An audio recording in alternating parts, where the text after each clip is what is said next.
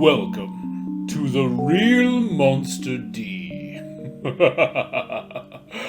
Are you ready to get wild?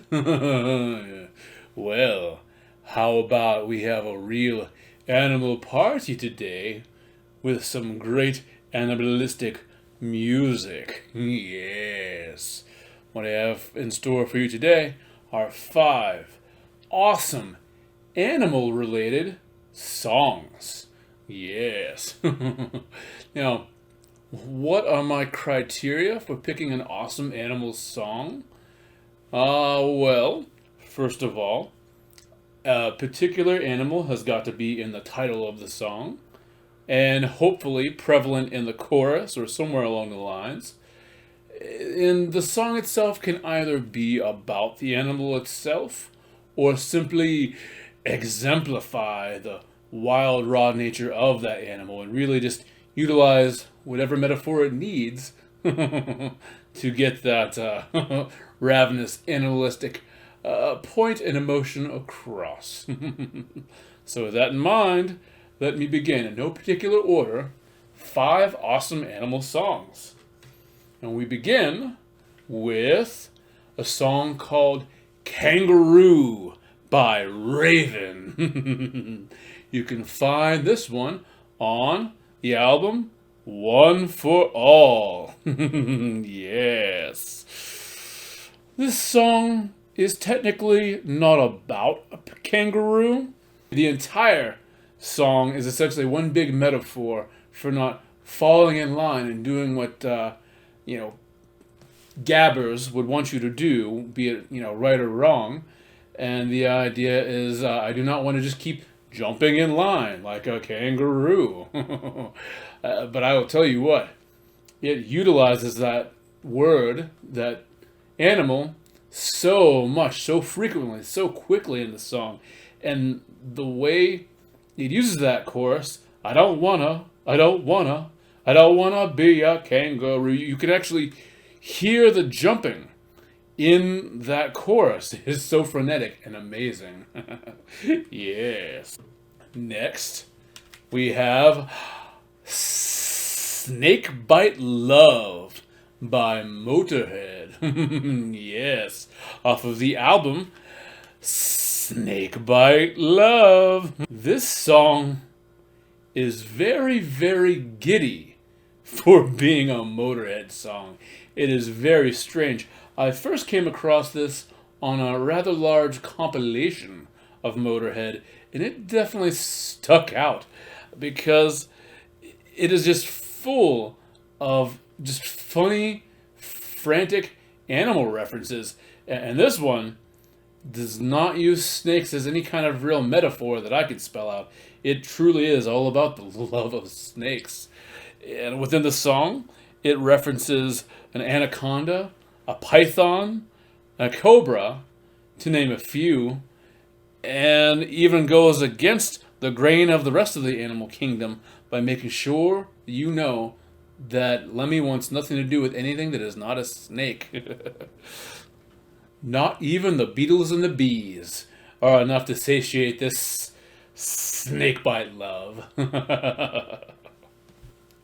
Next, we have the song Monkey's Blood by Tokyo Blade. Monkey's Blood is a fierce, fast, rip-roaring ride of a song. And again, I do not believe it necessarily has anything to do with a monkey so much as I actually believe the whole thing is one big metaphor for addiction. However, the singer in this spends a large chunk of the song cackling and making these crazed, wild, sort of monkey-style noises. And yes, the whole song does have that very wild, dangerous, animalistic feel, so it fits right in. The funny thing about it is, as much as it is a speed and borderline thrash song, it has this very old-timey, classic rock and roll way of delivering lyrics. The way they're set up is contrary to the type of metal song that it is. It's interesting. If you put a different sort of pace and riffage to it, I can picture someone like a Little Richard actually singing the song, or maybe a Jerry Lee Lewis. So it is an interesting sort of clash of these old and at the time new styles. This next song works real well as you actually get two animals for the price of one. The song is called Crows in Swine, and the band is Red Fang. Why, this whole album is just chock full of animals. The title of the album is Whales and Leeches. Yes. Just look at this crazy cover. This is actually one of very few albums I ever picked up exclusively because of the crazy awesome cover art, having known nothing about the band up to that point. Now, Crows and Swine, though brutal it may be, could ultimately just be a nice, gentle, polite tale of some crows enjoying a ham dinner. That does not sound too bad, does it? But there's even a line in the song that talks about it being soaked in brine. So perhaps these crows are having pickled pig's feet? Or perhaps they're enjoying some form of salt pork? Oh. And lastly, we have a song simply titled The Owl by Savage Master. Yes. The Owl is a dark, misty nightmare of a song, slow and trudging with its dirgy doom style. Yes.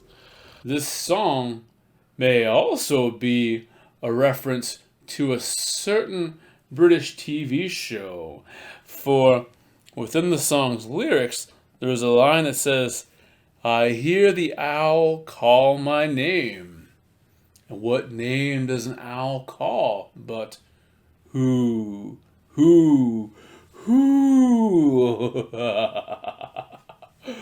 Yes, you will want to wrap your talons around the owl. So, these are 5 awesome animal songs.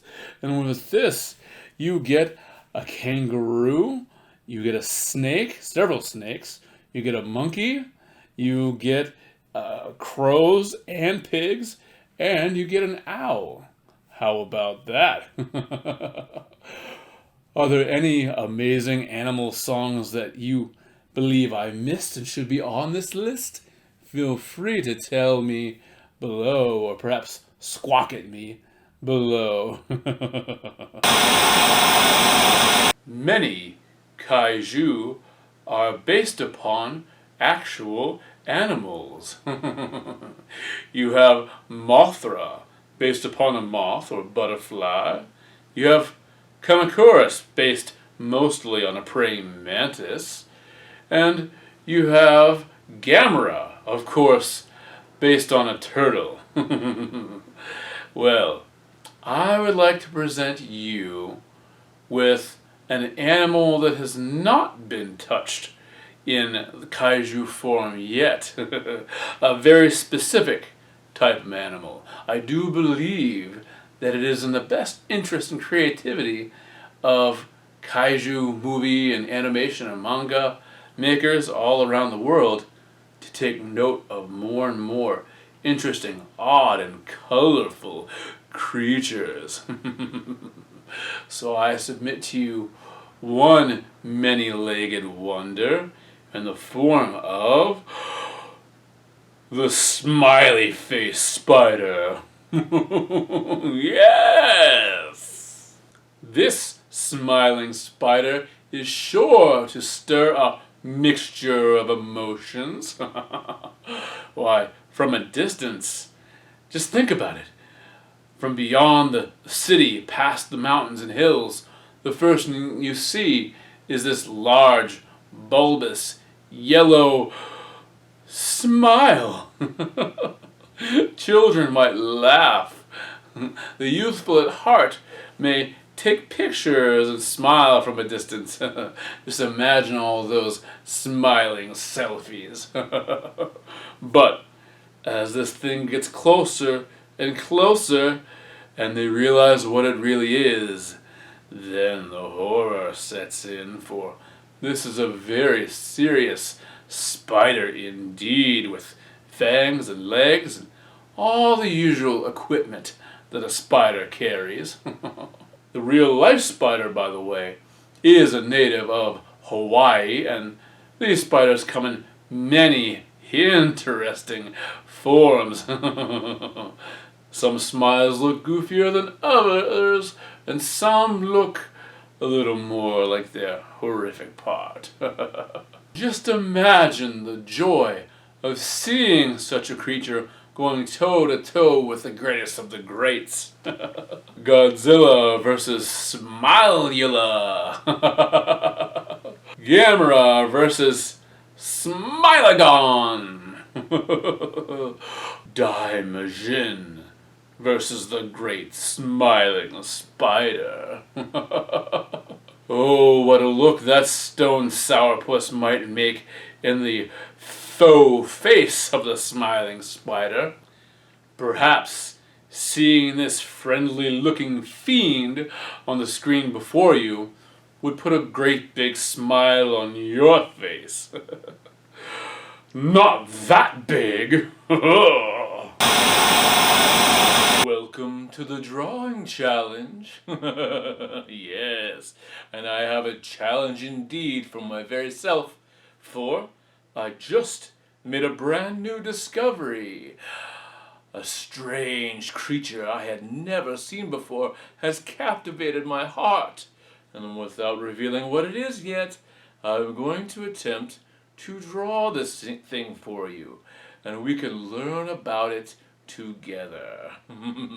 Are you ready for something truly monstrous and yet completely real? Well, let us begin.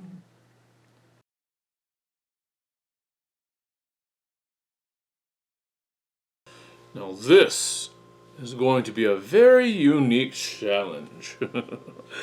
For this, again, is a creature that is very new to me. Something only on this very day have I seen.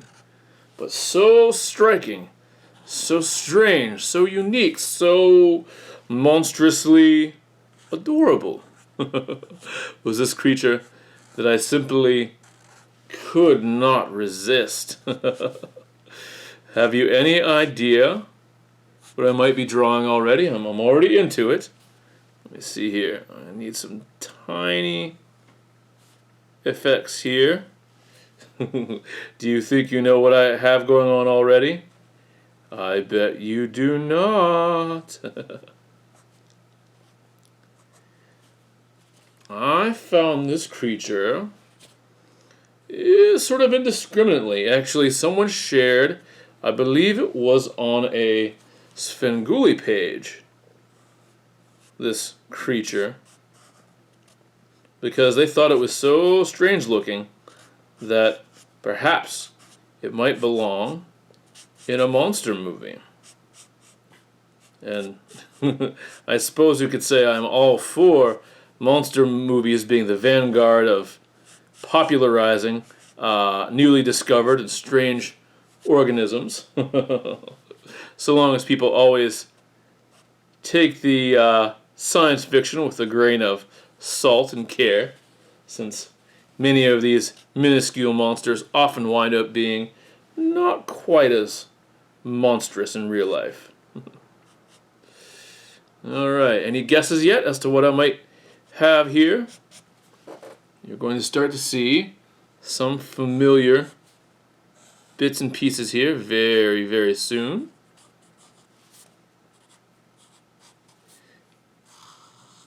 Alright. What is that part right there? Why, did that look like a leg? Does that get your ideating juices flowing right now? Do Do you think you might know what this is? I'll try to give you some hints without giving the full thing away. I will say, while the version on my page is going to look rather large, the actual thing is quite small. Very small. So small, in fact, from what I understand, my actual thumb would dwarf the actual creature by a considerable amount. Does that give you any thoughts? Is there any chance you might be watching this having already seen what the creature is? That would be groovy. When I say discovery, I mean I discovered it for myself. This creature has already been discovered by others. I unfortunately do not get to actually name it, because you had better believe if I discovered a new species of something, you would be hearing the originalis monster deicus or some such madness applied to its name. But I cannot claim to be able to do that in this case. No, today was simply the first time that it was laid before my own eyes. However, I do believe that overall, this creature was only relatively recently discovered, to the point that, as I did try to look up further video and photo evidence of it, there was some there, you can find it, but there's certainly not a lot. I mean, some creatures you almost cannot avoid on the internet. But this thing, it definitely only had a select few photos and videos, a lot of which seem to come from the very same individual sighting. So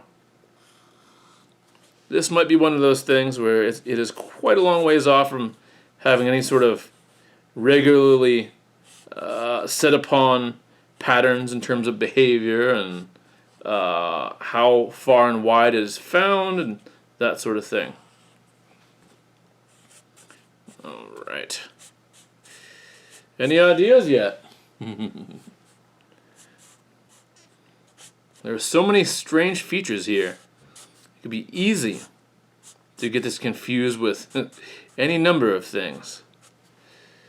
To just be confused in general.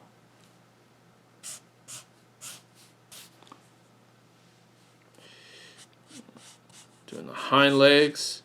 You notice, it's funny, as small as this thing is, what do you notice about the legs that I'm putting on it? Proportionate to whatever size it is, they're quite long, huh? Long legs. What does that tell you? Interesting mystery, huh? And I think I'm even going to go so far as to try to mimic this creature's colorations just a little bit. Let's see here. So the top of it is very dark, more or less a dark gray or black. So I will follow that. And then it gets interesting. I believe these are darkened as well. Do you have any idea what parts you're looking at and where yet? And now I need to bring in some green. This thing was a very, very enthusiastically bright green, almost a yellow green in some aspects, but very bright and very vibrant everywhere other than that little part right there. Any ideas of what it might be? I will give you some hints. Does this look like a spider to you? How many of you are guessing spider? Well, guess what? This is not a spider. This is not a Pokemon either. Although perhaps if it becomes popularized enough, who knows, maybe a version of it will be added to that roster. But no, this is not a Pokemon. This is a real creature. It really does exist. You will have the ability to look this thing up in the future.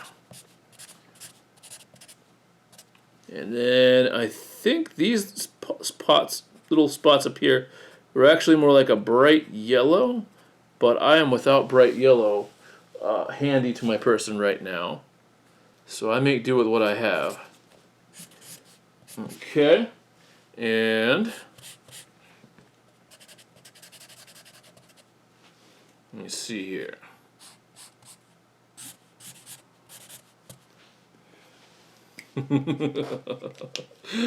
Are you confused? So it is not a spider. It very much resembles a spider.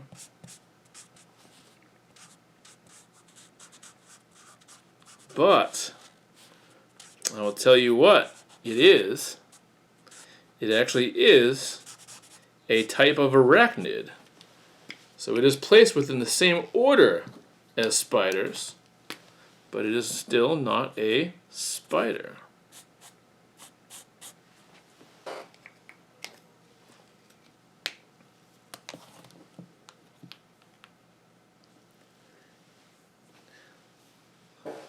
It is, let me see if I can say this right, a metagrine